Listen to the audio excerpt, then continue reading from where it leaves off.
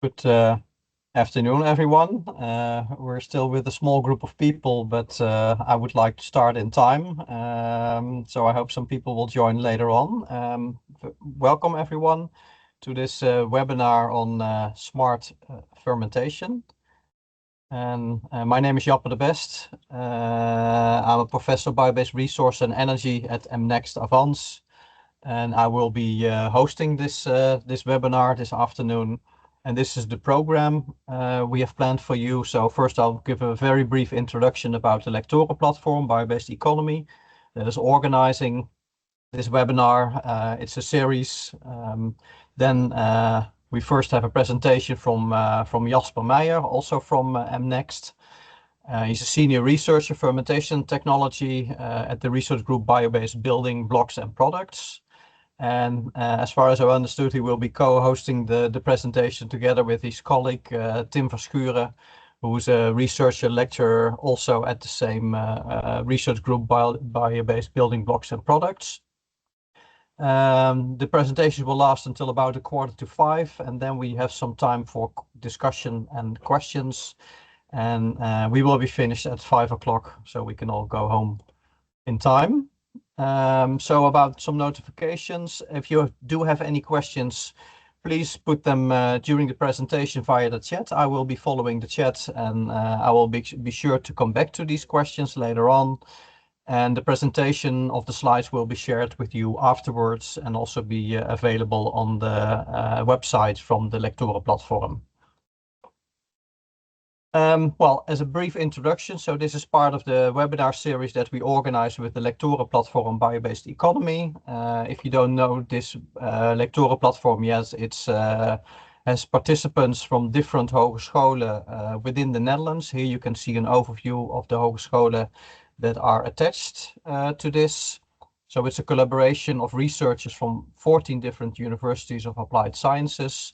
And last year, we also had the Practoraten from vocational school joining us as well when they're working on biobased economy topics. To give you a bit of an idea about the goals of the platform, so what we are aiming for is stimulating the research in the field of biobased materials and energy. We want to create public awareness and familiarity with the theme of biobased economy. And we also stimulate international and national cooperation on biobased materials and energy. And we do this in cooperation with the policy ministries and national institutes. We want to further development cooperation of research, so together with universities, vocational schools, the work field, and also European living labs. We also contribute to the research agenda, so we set out goals that we would like to meet and also the subsidy goals, which topics they should have. We try to develop a platform to connect the entity between different programs. So for instance, GoChem or Sprong and JTF. We support regional developments, and we also want to expand on existing and realization of new research themes. And one of our activities is are these webinar series to spread the knowledge that we have within the different universities of applied sciences. I'll leave it to this. If you want to know more, you can find it on our website. I think it's on the next slides. And I just want to mention that one of the next activities that we'll organize is a cooperation with other Lectorenplatform as well. It's National Symposium on Energy Transition and Circularity, which will be on the 9th of October at Avans Hogeschool. And as it says here, it's a day of knowledge sharing, inspiration and connection. Focused on energy transition and circularity. More information will follow soon via LinkedIn and via email, but you can already put it in your agenda, a free conference. And finally, if you want to know more about the Lectorenplatform, you can scan this QR code and you can find all the information and also the previous webinars that we organized with the Lectorenplatform. So this concludes us about me. And as it says here, now I would like to give the word to our presenters. I will stop sharing and I'll give the word to Jasper. And you're still muted, Jasper, so we can't hear Sorry, you. let me share my let me share the presentation with you. Yeah.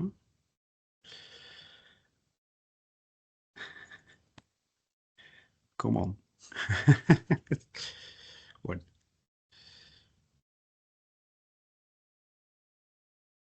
Wait a minute.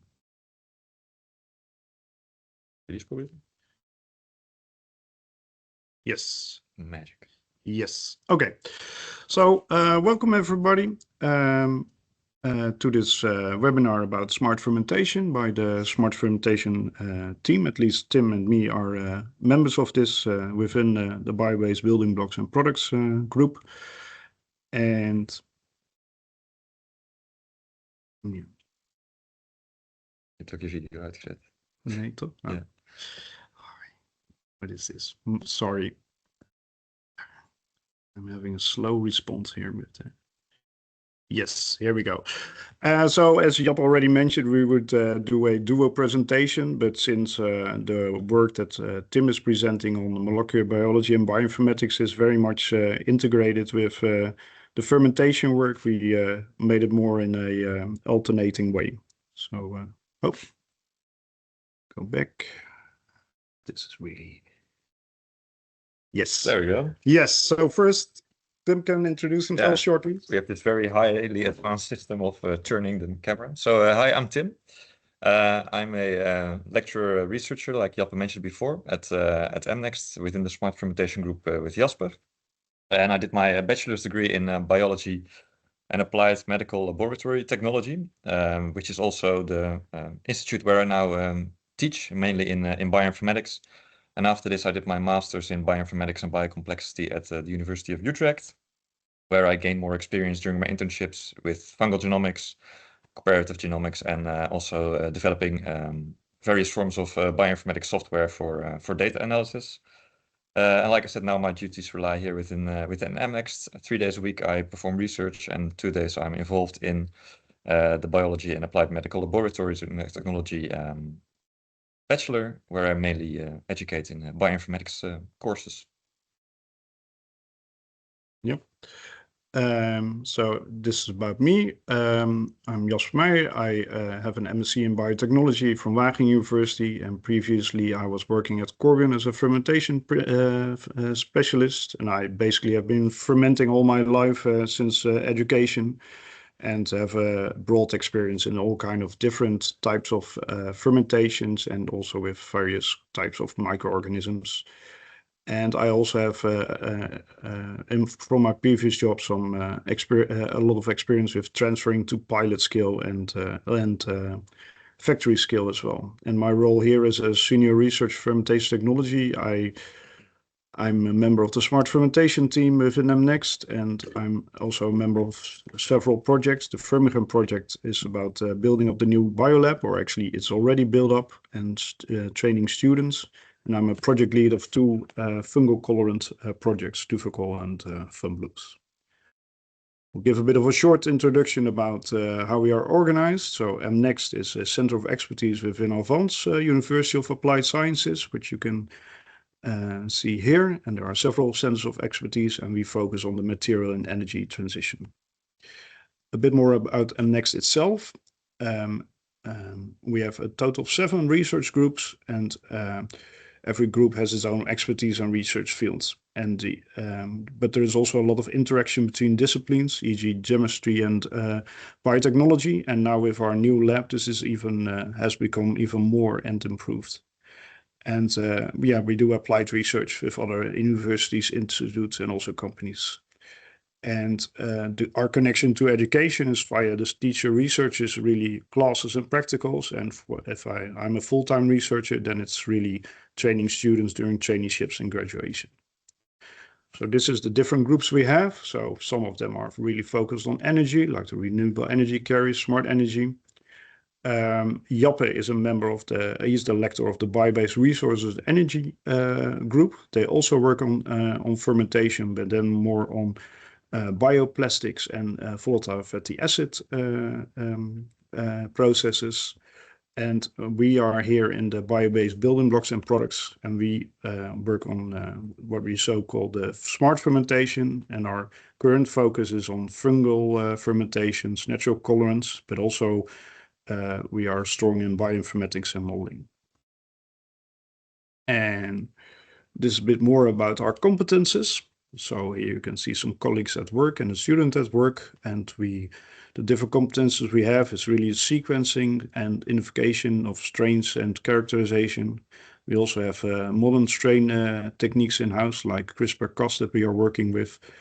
We do a lot of bioinformatics. Personally, I'm involved in the fermentation, and we also have a colleague that is strong in modeling. And we try to also combine all these fields. And this is to give you an illustration how we are connected to education. So the work we do here, the precision fermentation, is mainly connected to biomedical laboratory education, and the downstream processing is more related to the chemical technology. And so this is a nice overview how we work and how we are related to education and the collaboration we do with partners.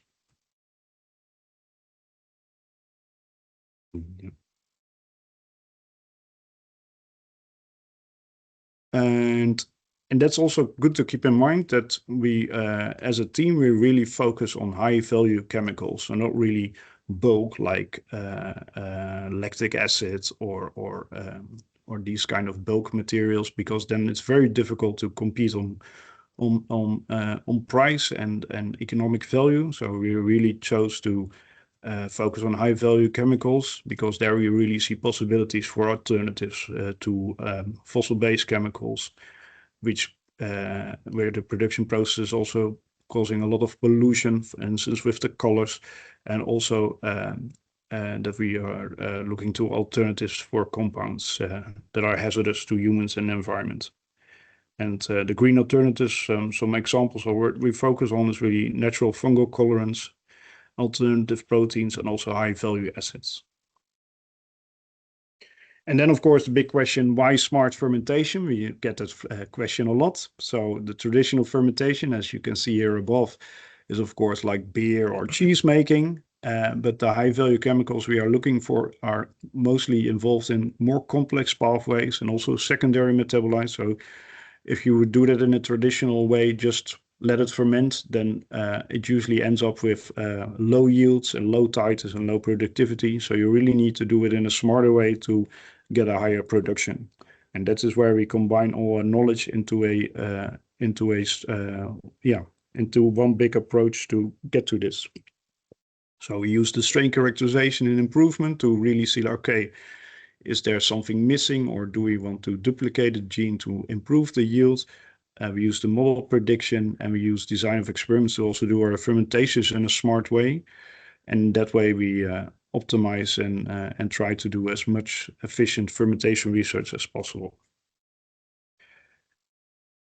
And then now I give the floor back to Tim, because then he will go more into detail what we do on the bioinformatics and molecular biology part. Yes, thank you, Jasper. So yeah, basically where Jasper left off. Let's see, yeah.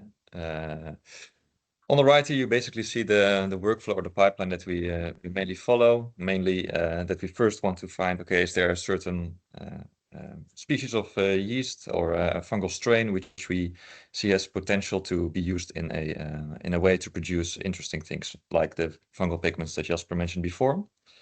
And once we pick these, we can start looking at the production procedure of these fungal colorants. So we look into growth media, pH, temperature, all these factors that come into play when we want to basically optimize growth conditions for these various fungi, during which also the various designs of experiments will allow us to find the best settings, so to say, to produce these chemicals.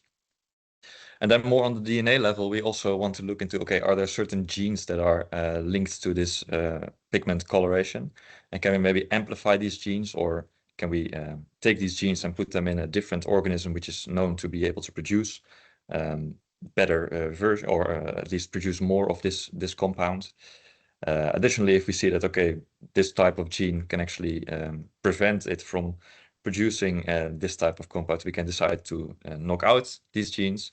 So there's various ways that we could basically select a target and then design an experiment around this, for which we will develop a protocol, and then we find certain primers which will either be used in CRISPR-Cas design to find the specific location and cut out the genes which may be reducing the pigment production, or which we need to be inserted to enhance pigment production, which is mainly done through CRISPR-Cas9. So that's a very nice technique that is now used very often to insert or delete genes or at least pieces of DNA with very high specificity.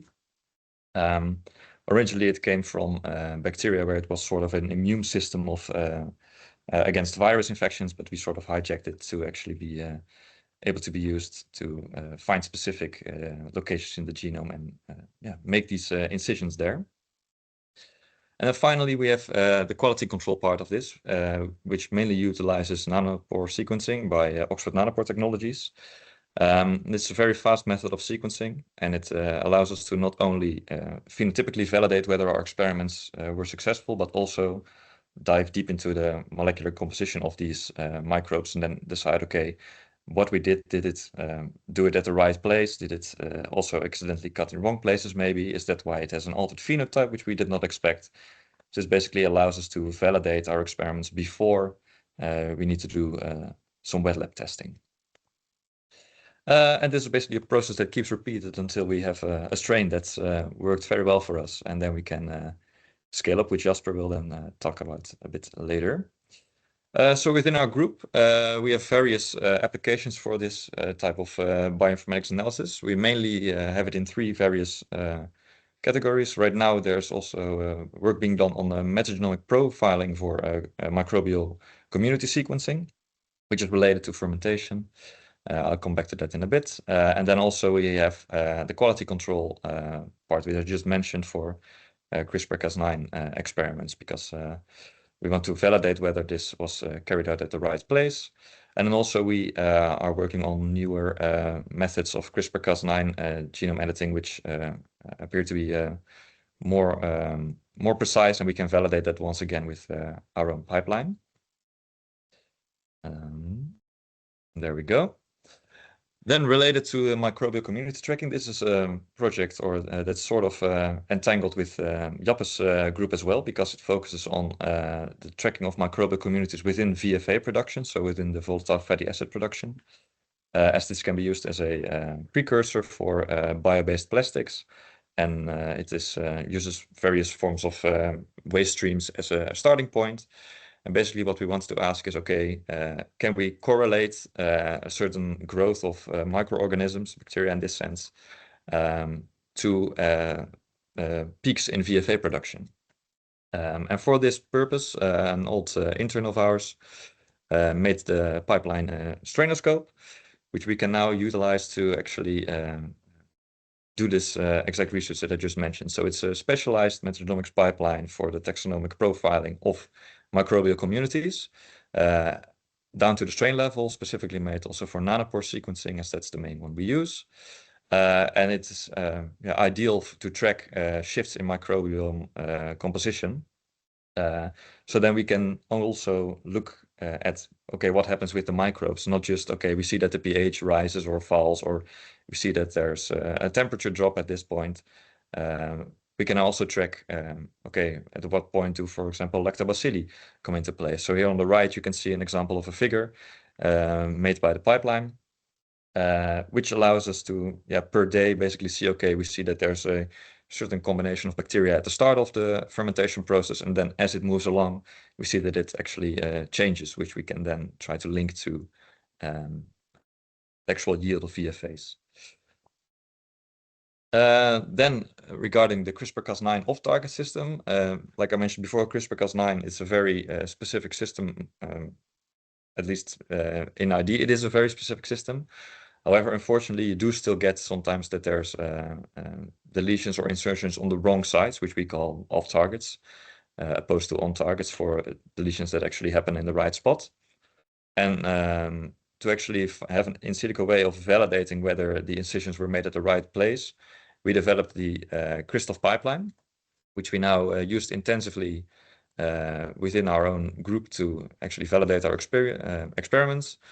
But it's also interesting for smaller companies such as those Vegan Cowboys and Bioscience, who we have been working on together for this pipeline as well, as they didn't have the quality control department there yet. They gave us the DNA, which allowed us then to validate whether incisions were made in the right place. And some outputs of the program look like this you can see here. So on the left-hand side, basically what you see is a stacking of all the different reads that were sequenced by our program. And then we can see that on the left-hand side here, there's a very big gap, very neat cutoff lines, which is very indicative of that it is a CRISPR Cas9 cut site. And if this then happens in the place where we expect it, for example, like we can see here, chromosome 1, these positions, then we say, okay, this is an on-target deletion, very nice, this is what we want. But unfortunately, like I mentioned before, Cas9 also cuts in wrong places sometimes. And the pipeline is also able to find this. So for example, here in red, you can see various deletions that were made, which actually were inserted in the wrong, were cut out in the wrong part of the genome. And it's very nice that we can use this pipeline to actually identify this before having to cultivate the organisms once again.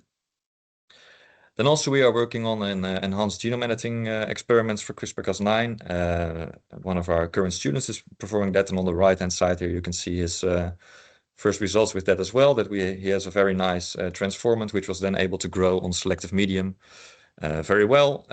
And this was also validated by our Christoph pipeline once again, that there was indeed an incision here and not a large amount of off-targets, which this alternative way of performing the genome editing actually enhances. And the reason we do this is because we want to have a stepping stone for ourselves to in the future move on to the strain improvement that I described before. And so, for example, here you can see a nice picture of a fungus that produces a nice blue pigment. And we'd be very interested to see if we could, for example, enhance this performance of these types of strains in combination with the pipeline that I just mentioned and all the microbial, molecular biology techniques we use. And with that, I give it back to Jasper to talk more about the next steps. Yes, thank you, Tim.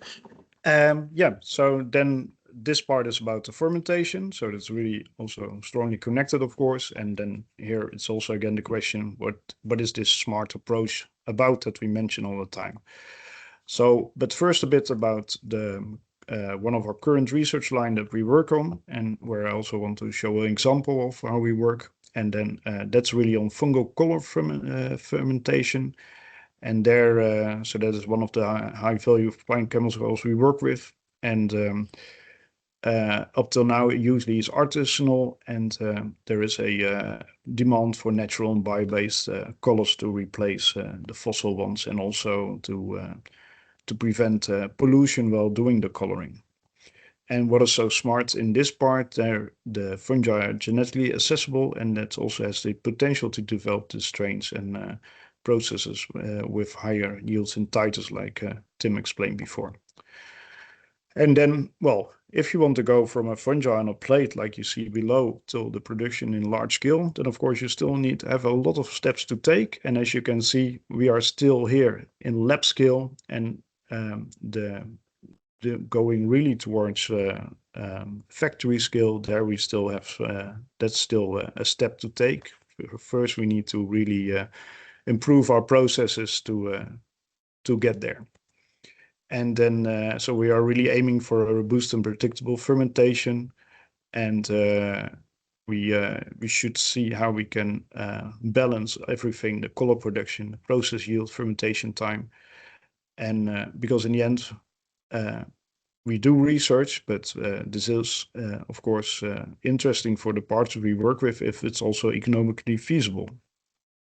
And for the scale-up train, then we really also need to start looking into robustness and reasonable inoculant percentages.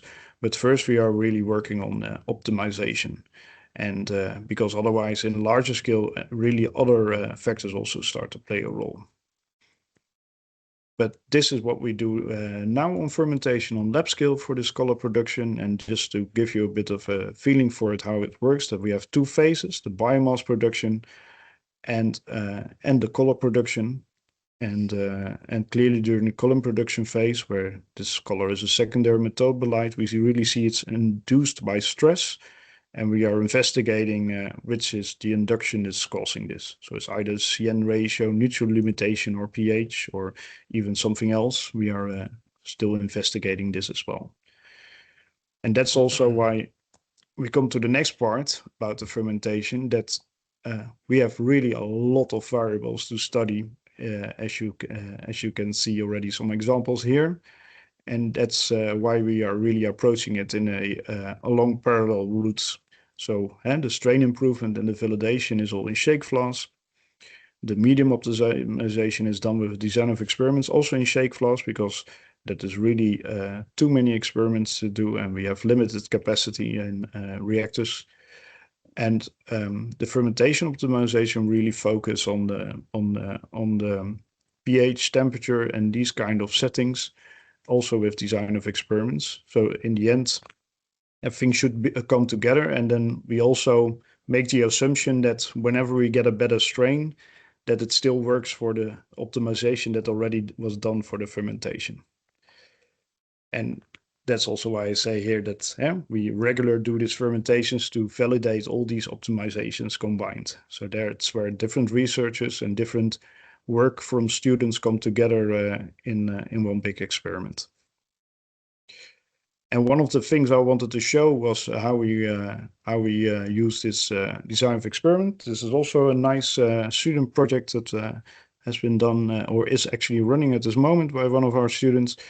And we use a central composite design and to really to set this up. So in that way, we don't just have to do a few experiments to already get some results. At least that was what we hoped for when we started this. And this is about the two phases. So he was been looking first, focusing on growth and biomass optimization. And then halfway we would switch to production optimization. And so for both, he made a design of the experiments. And the example here that I show is about the growth and biomass optimization. So it's actually quite simple. We just have a pre-inoculum reactor to make sure that we always have more, as good as it gets, the same biomass in the same state, and also the same amount. And from there we inoculate different reactors with different settings so that we get this whole factorial design going. And as you can see, this is only has been 6 experiments. And those have been used to compare the biomass with, and here you can see that the data is quite changing. So I think the gradual growth is clear, but of course the data points are a bit scattered. But you can also already see that lower pHs and lower temperature result in less biomass, and others result in more biomass. And then this data generated was used for further in the model, but then already quickly it was shown that for the modeling itself, it would be better to introduce an additional factor, or actually variable, and that would be productivity, and that is in percentage of dry weight per hour. And then you also clearly see differences. So then, so also the productivity for the low pH and the low temperature was low. And this is a nice, this is the Duplo, so that's nicely together. And here you see also some differences in the different settings. And then this data was used to actually do the analysis and the modeling for the design of experiments. And first we used an interaction model, and then you can see that, for instance, the R2, so the fit of the model is very poor. You can also see that in this graph that the predicted versus the observed for the model is also very poor. and also the variations in the coefficients were very high. But of course, we also had only limited data. But then we switched to a quadratic model, and then using a different model really gave us a much better fit. So here you can see that the prediction is very good, and also the R square is much better, and all the reproducibility is also much better. So we only had a few data points, but it was already sufficient to give us prediction from the model, and to for instance give a prediction on a better production rate, growth rate, I would say, biomass production rate. So here, and this we could turn into a surface plot. So then you can see that's here. Despite the small set of data, we could already optimize this pH and temperature settings, and use that for future experiments. Despite that, to really further improve this model, we would need more experimental data to really validate. But for after this, we switched to the production phase, and then we could already use this outcome with just a small effort in experiments to start looking at the color production phase. And this the story I used is simply to show how we want to we try to in the smart fermentation approach, we try to combine all these things. So in the design of experiments, we see that it really helps us to reduce the amount of experiments compared to when you would do single variable variation. And with this surface plot, we can really quickly find a optimum. And also for the model, it doesn't matter. You can introduce interactive terms that are based on measured parameters, and these parameters don't need to be physically logical connected, because it's really for the model to get a proper prediction out. Then that really needs to be a true parameter. So for instance, you can have a parameter that combines stirring and color, but it's just for the model, and then that could help you to get the right prediction out. And of course, this prediction you need to validate in an additional fermentation as well. And we use this also for our medium optimization, and then we can also, with the modeling and the design of experiments, we can also really quickly see that, for instance, some components of the medium actually don't play a role in the model. So then most likely they can also be left out. So that's our approach on that part. And in general, how we see the developments is that we really want to combine these different routes for the optimization, that the strain improvement, we do the design of experiments in shake flasks for e.g. the complex media, and fermentation design of experiments. And also, while we build up this knowledge, we can also slowly move to more modeling and prediction by we have the strain characterization with the sequencing in bioinformatics, which gives us information about if there are certain genes present that are coding for certain enzymes that are necessary for the process, these kind of things. And also fermentation characterization. We have invested in mass balances and off-gas to really also make use of those data for the modeling to also further improvement. The off-gas CO2 you can also use to predict biomass formation, and especially with fungi, it's quite difficult to get accurate and quick biomass measurements, because they are so fluffy, etc. And I think in the near future, we also really want to focus more on that we do much more on the modeling part, and then use really the fermentation. And I mean, we have in total 8 reactors available in the lab, but that we really use the fermentation part to do validation as well. And then a bit more about the current and future research topics we are working on. So the fungal colorants, the method development of the bioinformatics, method development of strain improvement, microbial community analysis, validation tools. We are also really working and extending on the modeling fermentation. So as Tim already showed about the VFA production, but we also applying it in all our processes we work on. We are looking into yeast fermentation, alternative protein. We also have projects in the pipeline for enzymes, and we're also interested in agricultural side streams as a substrate. And the way we work is really in projects where we collaborate with national partners, also international partners. We have Interreg and also other projects going on. We have also a project with University of Helsinki, I believe. So we have a lot of different partners we work with, University of Applied Sciences, research institutes, SMEs, startups, universities, and we're also always open for partners. So if anyone is interested to work with us on these topics, feel free to reach out.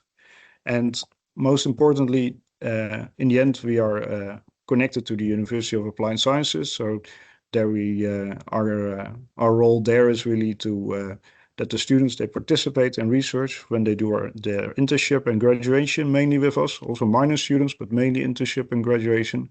And all year round, we always have open vacancies. It doesn't need to be specifically September or February. Students can simply join in, and mostly there is room.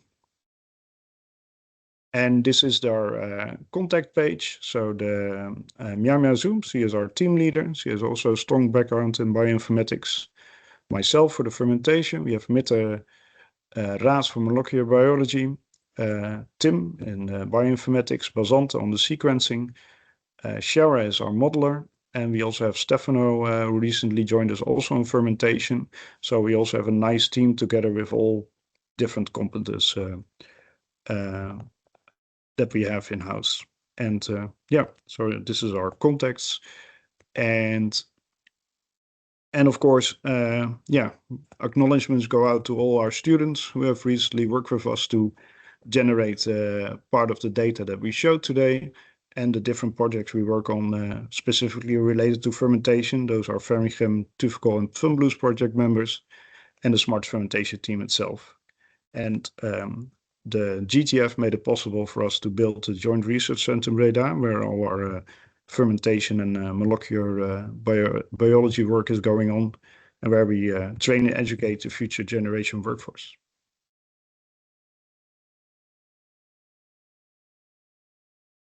So now the floor is open for questions. Thank you very much, Tim and Jasper, for a nice overview of your activities. And indeed, the floor is open for questions.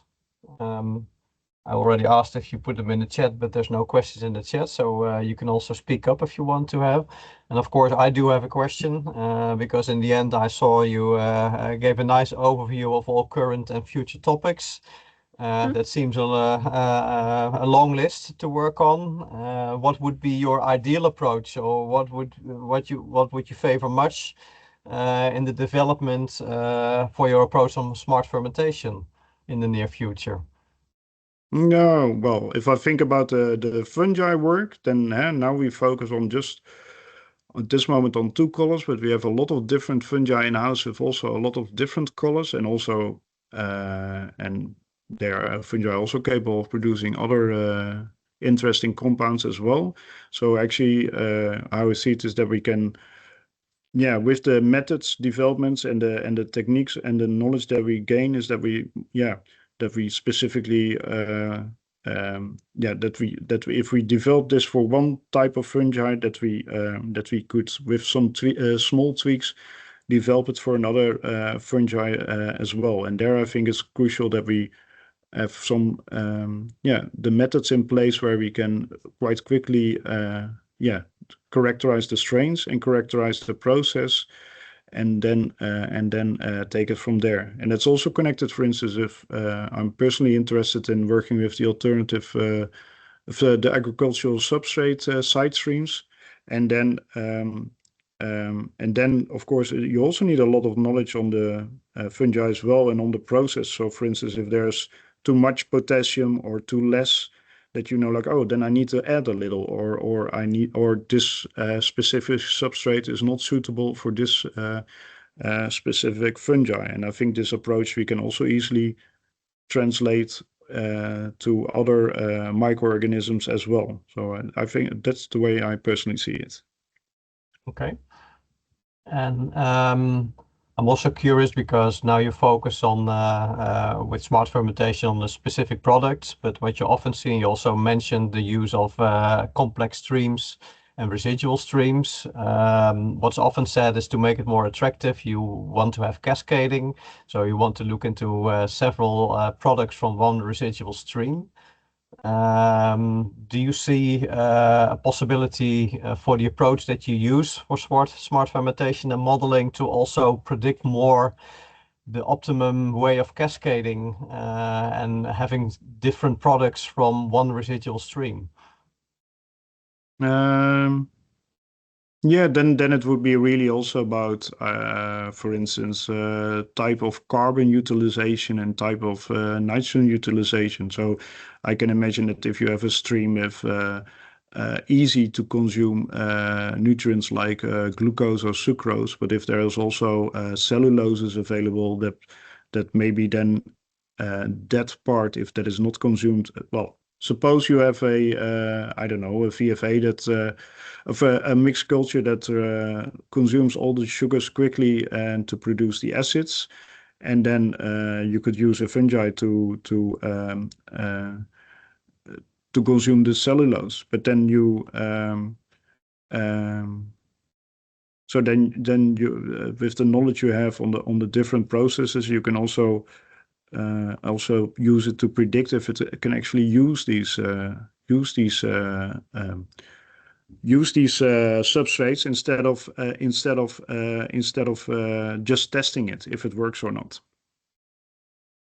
Okay. So I would say that you much more look into like, okay, you know what this bacteria needs, and instead of just testing a side stream and see what happens. And then you can also make this cascade easier, I would say. Yeah. Yeah, interesting.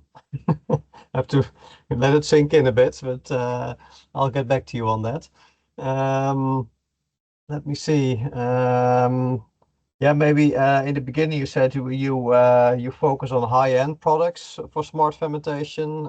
Do you see any possibilities for more bulk products, or do you think that's really not the way to go?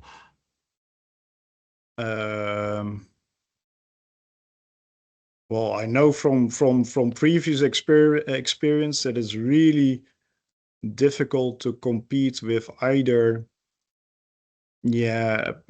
products that now are very cheaply and easily made chemically, or even fermentation processes like lactic acid. That is then it's very difficult to compete, because if it's really a bulk chemical, then the prices are so low, then you are already very quickly your process is simply not economically feasible. So that's why, for instance, with these colors, we are now also really actively working together with all kind of different partners to see where it would fit best. So we look into, of course, textile, but also into packaging, and also even we are also in contact with cosmetics. So all kind of options. So, but those are all really more on the higher end. So then it's really because otherwise I think with the bulk it's very difficult to compete. Is that still the same if we go towards 2050 and we would have a fully circular economy? Good question. But then I think also, especially the fungi, are also very interesting, because they are very versatile in the kind of substrates they can consume. But it is true. But so I would be very much in favor of a circular economy. But my experience up till now with companies is that in the end, it's always in the bottom line, it's always about the economy. So as long as as long as that doesn't change, then it's difficult. It remains difficult to compete, I think. Yeah, I fully agree. But hopefully that will change in future at Yeah, some yeah. point. Yeah, well,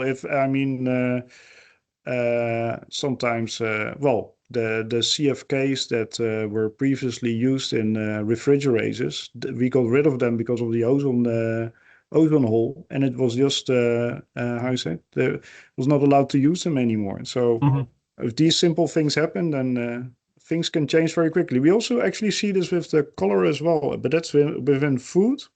Then there are already some synthetic colors that are not allowed anymore in specific foods. I believe it's some type of yellow or something like this. I think one of the yellows that are used for the artificial looking cheddar in the hamburgers. So there is already some movement in this direction. That's some synthetic dyes are not allowed anymore because they, in the end, they appear to be harmful for humans and the environment. Yeah. Okay. Well, I don't have any more questions at this moment. And I see a question in the chat. Are the colorants you produce food safe? I think one of them we know it's from a fungi that also can be eaten. So then we assume it's food safe. But it's since we are not aiming at this moment on the food applications, then we also are not specifically targeting this that it should be food safe. But I think, so that's so from some of them I know for sure it's okay, and for some others I think we should check if it would be used. But then, for instance, the blue color we work on is really the interest is coming from either textile industry or packaging, or not so much the food industry. Is there a specific reason for that? So you think that food industry is not interested yet? I think it's a matter of what type of color they need, and usually blue is not that interesting. Or candy, usually other colors are used from other foods to color, like the beta carotene or things like this. So then it's much easier. And if we would go in, and if we would go into this direction, we would also then you also really need to think about how to produce it food safe as well. So it's a completely different field than we are in now. And I also I see more possibilities where we also have a chemical group that's also working on colors, but then doing it with chemical modification. So I see more possibilities there that we combine our knowledge and maybe are able to stabilize or improve our colors by doing a chemistry step afterwards which is of course it should be green and sustainable, but I see more possibilities than moving into the food area at this moment. Or I would say cooperate with a university that focuses more on food. If you already produce the colorants, then that is also you can also work together there. You don't have to do everything yourself. No, that is definitely true. That is definitely true. Okay. Well, I don't see any new questions popping up in the chat, so then I would like to thank you, Jasper and Tim, for your interesting presentation. And as I said in the beginning, the presentation will be shared later on to the people being present, and it will also be available on our website. And then we finish a bit early, but I don't think anyone will mind. So thanks again for joining our webinar, and well, I hope to see you soon in one of our next ones. Thank you. Thank you. Thanks very much.